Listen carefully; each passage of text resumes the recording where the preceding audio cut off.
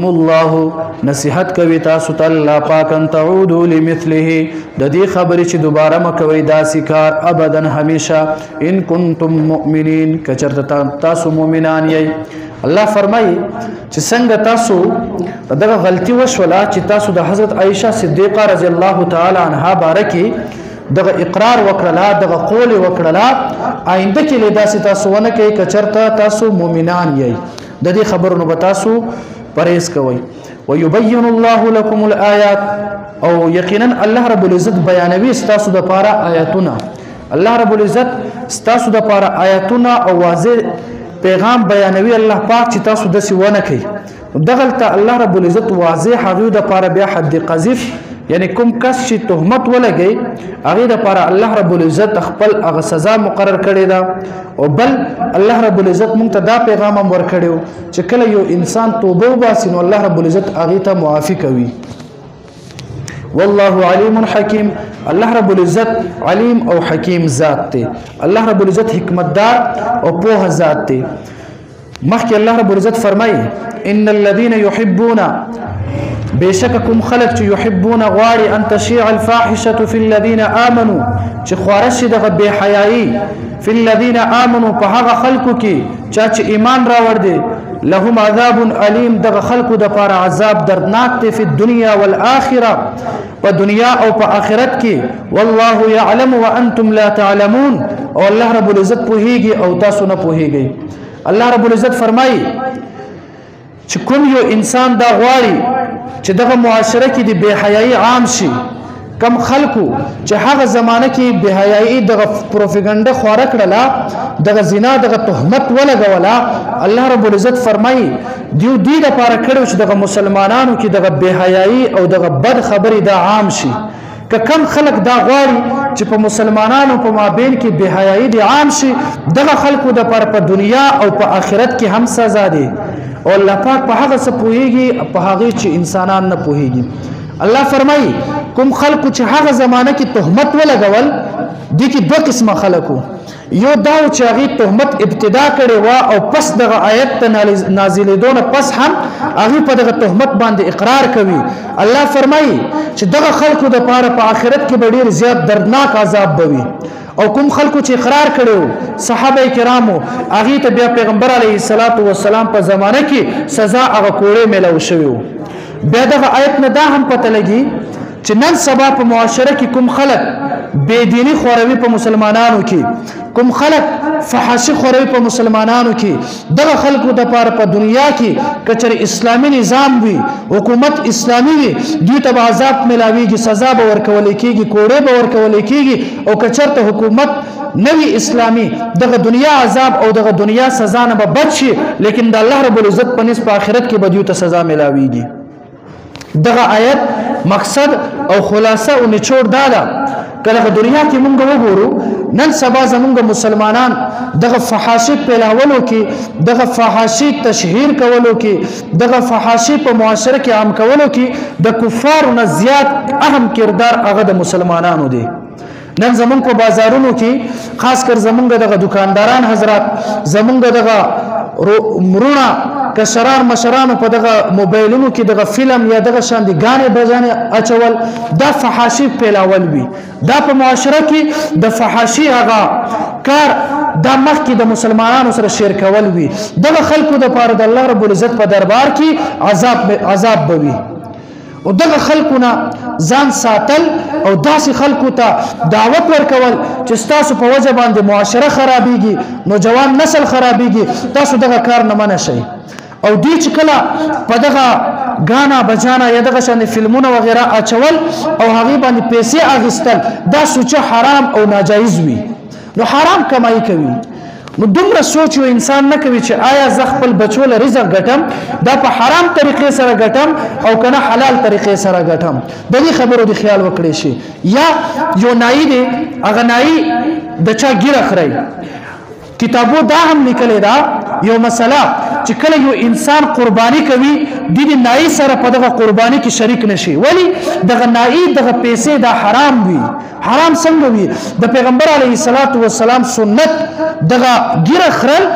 دغه کس هم دغه معاشره کې فحاشي عام کوي فحاشي څه ته ویل شي؟ فحاشي دې ته ویل شي او بیا مخکې هم الله رب العزت آیات کې وضاحت بل ته هم وکړو. فحاشي دې ته هم ویل شي چې د الله په نسبت باندې هغه کار جایز نه وي، هغه داسې د انسانانو کې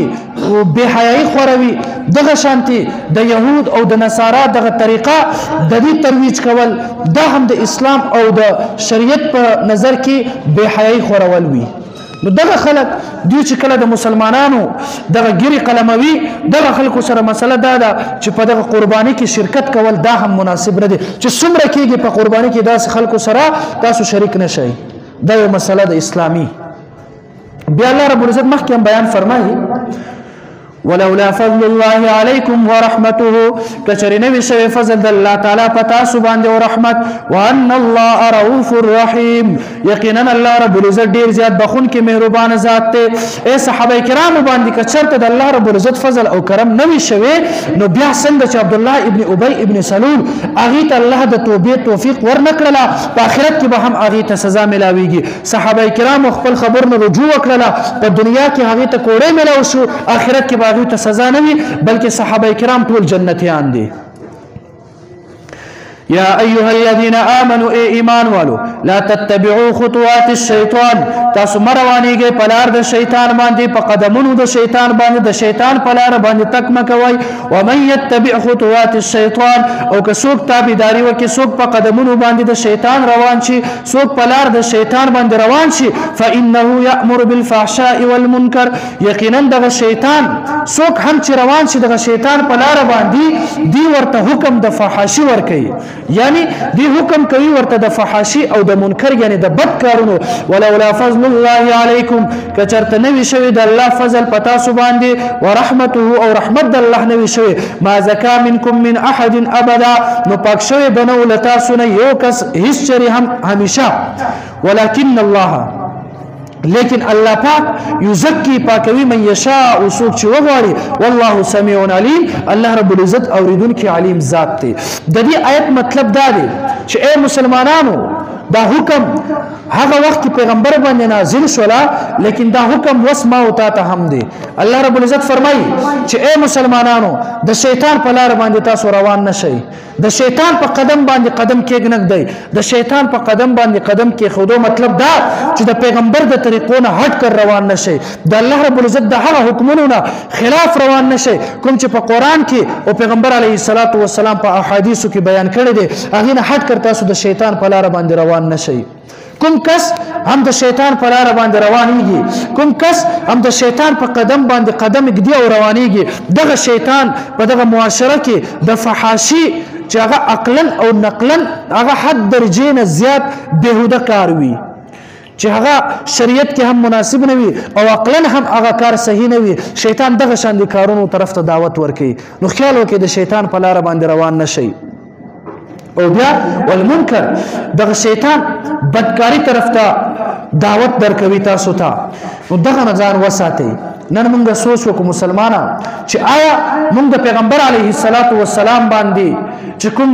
قرآن نازل شوی دی موږ د قرآن په طریقه باندې ژوند کوو او کنه کوم طریقه چې د قرآن نه هټ کر د شیطان طریقه موږ په هغه شان دی ژوند کوو. هر یو انسان ته د خپل ځان پته لګي،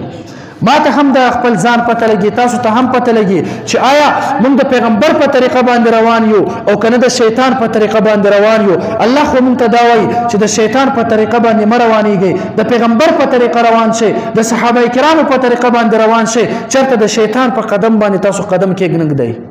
نن مسلمان په هر ځای کې ذلیل دی، مسلمان په هر ځای کې پریشان، مسلمان د غم او د مصیبت شکار دی. د دې مین وجه څه ده؟ دا چې موږ د قرآن او د حدیث نه هټ کر د شیطان په لار باندې موږ روان یو. دغلته هم الله رب العزت فرمایي چې د شیطان په لار باندې روان نشئ. او خاص کر دغلته دا بل مسله هم یاد وساتئ چې دغه رمضان المبارک په دغه میاشت کې خاص کر زمونږ دغه معاشره کې دا ټیلران کم حضرات چې وي درزیان دیو دغه شپې کپڑے ګنډلو په وخت کې دیو دا غانې دومره تیز سپیډ سره ولګي چې د الله رب العزت په رمضان المبارک په میاشت کې هم د الله د حکمونو صراحتاً خلاف ورزي کوي. نو دین دی بایکاټ وکړلی شي. اکثر بعض ملګری بیا رسته ما ته هم وایي چې داسې خبره مه کوه چې معاشره کې دا خلک خفه شي، داسې صراحتا مه وایه. لیکن دا قرآن دا همیشه مونږ ته دا درس ورکوي. قرآن مونږ ته دا درس ورکوي چې یو انسان مونځ کوي، مونځ 5 وخته تاسو مونځونه کوئ، نو ما ته دا نه دي پکار چې تاسو ته وایم چې تاسو مونځونه وکئ. تاسو روزې نیسئ، ما ته دا نه دي پکار چې تاسو ته وایم چې تاسو روزې ونیسئ. تاسو زکات ورکوئ، قرآن ما ته دا نه وایي چې ته دوی ته د زکات پیغام ورکا. قرآن ما ته دا وایي چې کله یو انسان یو غلطي وکړي، دغه غلطي نشاندهي ورته وکړي چې مسلمانه دا کار ته غلطه طریقه باندې کوي، دا کار ته سم کا. نو موږ ته قرآن دا وایي چې کله معاشره کې کوم ګناه عام وي، د هغه ګناهونو نه خلک منع کا. منځونه 5 وخته خلک کوي که نه، که زه ووایم او که ونه وایم. مثال په طور باندې کوم خلک چې منځونه کوي، که زه ووایم او که ونه وایم، دغه خلک 5 وخته منځونه کوي. د منځونو دا پیغام به زه چاله ورکوم؟ هغه خلکو خواله به ځم څوک چې 5 وخته منځونه نه کوي، هغې له به دعوت ورکوم. لیکن دغه معاشره کې څومره فحاشي عام کیږي، دې سره زمونږ نوجوان دغه نسل دا تباه کیږي. ظاهرتا چې په ما کې یو غلطي وي، ما کې یو ګناه وي، یو کس ما ته نصیحت کوي چې دا کار در کې غلط دی، ما ته هم بد لګي. هغه موقع سره ما ته خبره بد لګي په ما باندې چې دا کس ما ته ولې نصیحت کوي، لیکن هغې پس منزل ډېر زیات فواید وي. نو دغه د شیطان دغه کارونو نه ځان وساتلی شي. پیغمبر علیه الصلاة والسلام فرمایي الغناء ينبت النفاق في القلب كما ينبت الماء في الزرع. دغه غانې بزانې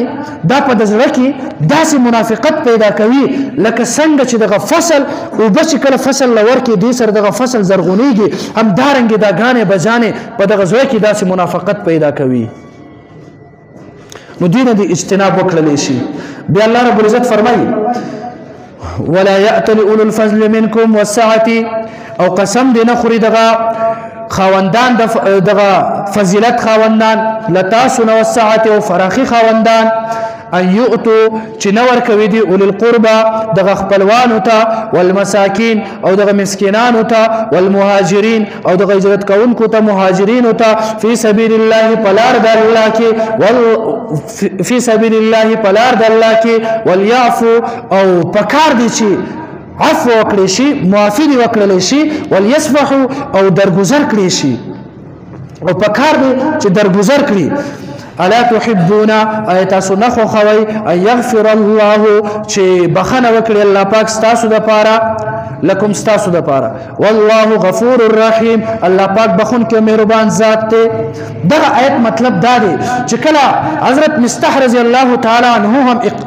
اقرار وکړه دغه زنا په دغه تهمت باندې، نو بیا حضرت ابوبکر صدیق رضی الله تعالی عنه هغه دې ته بعد سي نان نفقه به ورکول، دي سر مالی امداد به کول. دا به ذات خود ډیر زیات غریب دا صحابي، تفصیلا واقعا می تیر کال تاسو ته بیان کړیو. بیا ابوبکر صدیق رضی الله تعالی عنه دې سر دغه مدد کول دا بس کړله چې دې اقرار وکړه د اولنی خلیفہ دغه لور باندې چې کله تهمت ولګیدله، دغه صحابي هم اقرار وکړله چې نعوذ بالله د سکار دی زنانه کړی. نو بیا ابوبکر صدیق رضی الله تعالی عنه هغه سره هغه مدد کول هغه بس کړله. نو بیا الله رب العزت او فرمایي چې داسې مکوئ تاسو چې د غریبانو سره تاسو مدد نه کوئ، بلکې پکار دا دی چې یو انسان یو غلطي وکړي ته هغې سره که مرسته کوي، ته هغه غلطي نه پس هغه مرسته ورسره مه کړ کوه، بلکې پکار دا چې ته ورته معافي وکړي. د دې آیت مطلب دا دی چې یو انسان بل چا سره مثال په تور باندې دغه انسان ما سره ښېګړه کوي، زه غریب یم یا دغه انسان غریب دی، زه دې سره مالی تعاون کوم، دې یو غلطي وشي په دې ټیم کې ما ته دا نه دي پکار چې دغه غلطي په وجه باندې زه دې سره دغه مالی دغه تعاون دا پرېږدم، او که ما پرېښوستو د الله په نسبت باندې زه مجرم نه یم، ما باندې هیڅ قسم عذاب نه وي، لیکن پکار دا دی چې زه دې سره بیا هم دغه ښېګړه وکړم. انسان د انسان نه غلطي کېږي، الانسان مرکب عن الخطأ والنسیان، انسان غلطی کا ایک پتلا ہے، د انسان نه غلطی کیږي چې بل انسان نه غلطی وشي، پکار دا چې د انسان ته مونږ معافي وکړو. د دې آیت مطلب دا دی. بیا الله پاک فرمای ان الذين يرمون المحصنات، بشککم خلق چې تهمت لګي په پاک دامن خزو باندې، الغافلات به خبر المؤمنات، مؤمنات باندې لعنو فی الدنيا والآخرة، هغه باندې لعنت شوی دی په دنیا او په آخرت کې، ولهم عذاب عظیم، او دوی لپاره لوی عذاب بوي. دغه آیت مطلب بسوي، دغه آیت کې الله رب العزت فرمایي چې اے انسانا که چرته دغه آیت د نزول نه پس کچرته تا تهمت ولګول د حضرت عائشه صدیقه رضی الله تعالی عنها باندې بیا په دغه انسان باندې دغه دنیا کې او په آخرت باندې لعنت کړي شوی دی او دې لپاره به عذاب او لوی عذاب به په آخرت کې د دې آیت مطلب دا دی چې باس خلک اول خو واقعا ذکر شولا د تهمت نه پس پیغمبر باندې وحی راغله چې دا خلک دروغجن دي الله فرمایي دغه وحی راتلو نه پس هم کوم خلک چې عائشه صدیقه رضی الله تعالی عنها باندې تهمت لګوي دغه خلکو باندې په دنیا او په آخرت کې لعنت کړي شوی دي کم منافقین شو او په دې زمانه کې باز شیعاګان چکم دي دغه شیعاګان حضرت حضرت عائشه صدیقه رضی الله تعالی عنها پوری کنزل کوي بد رد وای څنګه چې په مسلمانانو کې باز ډلې وي فرقې وي هم دارنګ په شیعاګانو کې هم باز فرقې داسې دي باز ډلې داسې دي چې هغه وس هم د حضرت عائشه صدیقه رضی الله تعالی عنها باندې دغه تهمت اقرار کوي کنزل او بد رد وای الله فرمایي دغه خلک لعنتیان دي او دغه خلک د الله په نسبت باندې آخرت کې به مجرمان وي د شیعاګانو په باره کې مخکې هم ما درته وې 2-3 ورځې مخکې چې آیا د دې سره تعلقات ساتل د دې په لاس باندې چې کوم سالم تیار کړي شاغي خوړل نه خوړل د دې بیان مخکې هم شوی و خو وسم واوري چې شیعاګان په دې زمانه کې هغه شیعاګان کوم چې د صحابه کرامو دشمنان وي څوک چې د ابوبکر صدیق رضی الله تعالی عنہ د خلافت نه انکار کوي څوک چې ابوبکر صدیق صاحب ته کنزل کوي څوک چې حضرت عائشه صدیقه رضی الله تعالی عنها پورې کنزل کوي دغه شیعاګان د دنیا د ټولو بدترین کافران دي د دنیا د کافرانو نه هم ذلیل خلق دي چې دوی صحابه کرامو پوری کنزل کوي داسې خلکو سره خپل لین دین داسې خلکو سره خپل تعلقات ونه ساتلی شي کله چې موږ ختلار شو داسې خلکو سره موږ لین دین ونه کو او بیا الله رب العزت فرمایي یوم تشهد په هغه ورځ بگواهی کوي علیهم دیو باندې السنتهم جبی د دیو و ایدیهم او لاسونه د دیو و ارجلهم او خپې د دیو بما كانوا يعملون د هغه څه چې دیو به کوله د دې آیت مطلب دا دی چې کله یو انسان په دغه دنیا کې ګناه وکي او باس خلک به دسوي په آخرت کې به باس خلک دسوي چې کله د الله رب العزت په دربار کې ورته ویل شي چې تا نه دا ګناه شوی دا لکه په دغه دنیا کې هم خلک دروغ وایي چې دا کار ما نه ده کړی نو آخرت کې به هم دغه باز ګناهګاران منافقین به وایي چې الله پاکه موږ دا ګناه نه ده کړی بلکې فرشتو د ځان نه لیکلی دا دې ټیم کې به دغه انسانانو په دغه خوله باندې به مهر ولګولی شي او دغه انسانانو دغه لاسونه دا به ګویا شي دا به بیان ورکوي او د دې خپې دا به بیان ورکوي د دې ژبې دا به هم بیان ورکوي چې دغه ګناه دغه انسان نشوي ده لکه زه به د دنیا کې دا وایم چې دا ګناه ما نه ده کړې بس زه به ځان خلاص کما که آخرت کې یو انسان وایي چې دا ګناه ما نه ده کړې بیا دغه انسان دغه ژبه بند شي د دې لاس به خبرې کوي چې او تا په ما باندې دغه ګناه کړی ده خپې به وایي چې او دغه ګناه طرف ته په ما باندې دې تک کړی دی نو مسلمان لږ سوچ وکړو غور وکړو فکر وکړو بیانونه خو موږ ډېر زیات اورو که نه د الله رب العزت د قرآن حکمونه موږ ډېر زیات اورو که نه خو عمل اصل شی دی چې موږ عمل وکړو موږ ته دا هم پته ده چې قیامت په ورځ باندې که چېرته موږ دروغ ووایو زموږ دغه بدن په موږ باندې ګواهي کوي که دغه دنیا کې موږ څومره په پټه باندې یو ګناه وکړو لیکن قیامت په ورځ باندې به موږ هېڅ قسمه پټېدی نه شو نو پکار دی چې ګناهونو نه ځان وساتو پکار دی چې د ګناه نه ځان وساتو او کم ګناهونه موږ نه شوي دي په هغه باندې موږ توبهګار شو یوم اذن په دغه ورځ باندې یوفیهم الله پوره به ورکړي الله پاک دیو ته دینهم بدله د دیو الحق انصاف سره انصاف ويعلمون او دیو به پوه شي ان الله هو الحق المبین یقینا الله رب العزت برحق او حق واضح کون کړي الخبيثات للخبيثين ناپاک خسي د ناپاک سړو د پاره دي والخبيثون للخبيثات او د ناپاک سړي د ناپاک خزو د پاره دي والطيبات للطيبين او د پاک سړي دغه پاک خزي دا دغه پاک سړو د پاره دي والطيبون او دغه پاک سړي د طيبات د پاک خزو د پاره دي اولئک دغه خلق مبرؤون مما يقولون دي بريد د هغه سنه چې دی وایي لهم مغفرة ورزق کریم دي د پاره به مغفرت وي او رزق عزتمن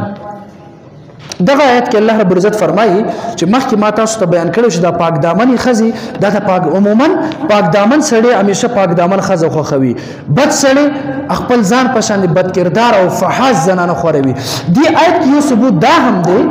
چې الله پیغمبر علیه الصلاۃ والسلام خزي چې څومره وي دا ټول پاک دامن او جنتیان وي بل روایت د پیغمبر علیه الصلاۃ والسلام هم دی پیغمبر علیه الصلاۃ والسلام فرمایي چې زه نه خوښوم داسې خزو سره نکاح کول چې هغه جنتیان نه وي مطلب د پیغمبر ټول خزي چې څومره وي دا ټول جنتیان وي او بیا دغه نننې دغه ټول درس د تفصیل او ترجمه او تفسیر د دې ټول درس نچوړ او خلاصه هغه صرف سلور خبرې دي څومره سلور خبرې نمبر 1 الله رب العزت مونږ ته دا پیغام راکړي چې انسان چې کله درنه ګناه وشي دغه ګناه باندې توبه وباسه او کبل فرض ستا یو مسلمان سره خېګړه کول وي ته چا سره خېګړه کوي او دې ټیم کې هغه مسلمان نه یو غلطي وشي ته خپل دا خېګړه ور سره مکموه ته خپل خېګړه ممنه کوه ته ور سره خېګړه کوه شریعت دا وایي چې بهترین انسان دا هغه بهترین انسان هغه دی چې هغه موافقون کوي بهترین انسان موافقون کوي خلاصه د دې خبرې چې یو انسان سره ته خېګړه کوي مدد ور سره کوي هغه نه یو غلطي وشي د غلطي په وجه باندې ور سره دغه مدد م پرېږده بلکې دغه مدد ور سره جاری ساته یو مسله دویم مسله الله پاک مونږ ته فرمایي په معاشره کې تاسو دغه فحاشي م پیلاوي فحاشي ما پھیلاوي دو مسلې شو د پیغمبر د طریقو نه هټ کر دغه طریقې د په دنیا کې مرایج کوي دین یو خدا دا زمون په غم خادي کې چې څومره طریقې د اسلام او د دین او د شریعت خلاف کیږي دا تاسو مکو دین ځان منه کوي کواده کی وي کچرته مړو کی وي یا دغه شان دغه نور دنیوي معاملاتو کې هغه تاسو ځان وساتئ دریمه نمبر خبر الله مونږ فرمایي چې د شیطان په لار باندې مروانيږي یو خدا فحاشي ما پھیلاوي دریمه د شیطان په لار باندې تاسو مروانيږي شیطان په لار باندې روانېدو مطلب دا چې کوم خبره قران او حديث کې وي هغه عمل وکا کوم چې قران او حديث کې نه وي هغه نه ځان وساته او څلورمه نمبر خبره دا چې الله پاک فرمایي عموما د پیغمبر په بیبيانو په باره کې د صحابه کرامو په باره کې د دین اسلام سره چې څومره تعلق ساتي هر مسله هغه په باره کې به تحقیق خبره ونه کی او کچرته یو مسله مخکې زمانه کې شوی وي هغه کې به خپل رائے باندې یو خبره نه کوي د دې مطلب بسوي لکه مثال په تور باندې یو صحابي هغه نه زنا شو هغه رجم شو وس ته به دا اعتراض بنه کوي چې هغه صحابي زنا چې کړیو دی خبرونه به تاسو بزان ساتي کوم خبري تعلق چې دین او شریعت سره به وي هغه کې به تاسو هغه حد پورې خبره کوي کوم حد پورې چې پیغمبر او قران بیان کړی وي دین اخوا خپل منپسندی باندې به مونږ یو بل خبره په دې سره نه ملاو دا خبره چې مثال په تور باندې قران مونږ ته یو خبره بیانوي صحیح ده لکه پرون ما دلته یو مسله بیان کړله چې دغه پنسې تاسو دغه ګیټې دی په پنسو کې دا پنسې دومره مخکې ته کوي چې دغه ګیټې پکې پټي شي صحیح ده نو چې بهر لاړم درې څلور کسانو راته دا وایي چې دا ولي دې کې خو هیڅ نقصان نشته په دې باندې کو هیڅ نه کیږي او دا کېدل او نه کېدل دا ماته پته نه لګي چې دې باندې څه کیږي او نه کیږي مسلمان هغه وي چې الله درته یو حکم ورکي بس دا مه وایا چې ولی صد پاره دې کې څه چل دی بس الله درته وایي چې دا کار دسی وکړه بس تاسو نو کو چې ولی دسی وکړه بس الله ماته خبره وکړه الله ویل دې بس دا منل دا مونږ باندې لازم دي باقي هغه کې تحقیقات باندې کوو سره ان شاء الله امید لرم چې تاسو به پوه شوي پوه شوي تاسو فحاشي بنه پھیلاوي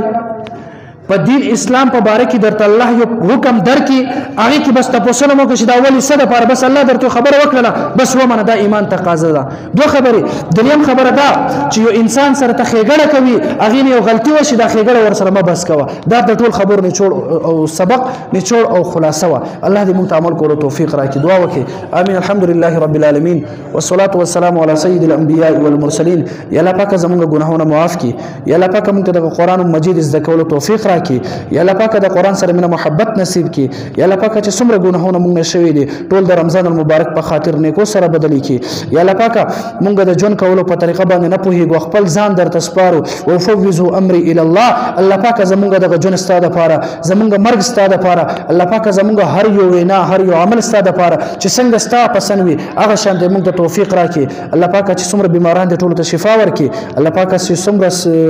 د کوم یو مسلمان څخه قسم شریعه جتونه د الله پاک ټول پوره کړي الله پاک چې کله موږ مرو زموږ په جبه باندې د شهادت کلمه نصیب کړي اشهد ان لا اله الا الله واشهد ان محمدا عبده